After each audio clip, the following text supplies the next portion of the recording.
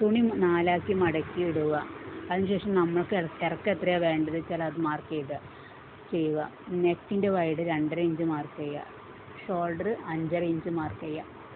അത് വലിയ കൈ വെക്കാനുള്ളത് കൊണ്ടാണ് 5.5 ഇഞ്ച് മാർക്ക് ചെയ്യുന്നത്.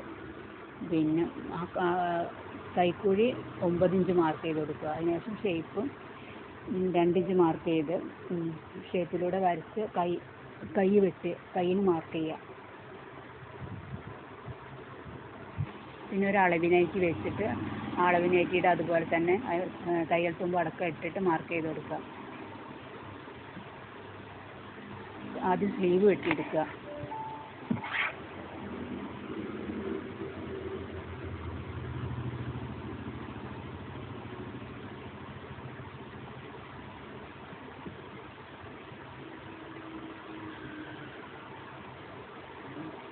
പിന്നെ ഷോൾഡറിൻ്റെ ചെരിവ് 1/2 ഇഞ്ച് മാർക്ക് ചെയ്ത് കട്ട് ചെയ്തെടുക്കുക.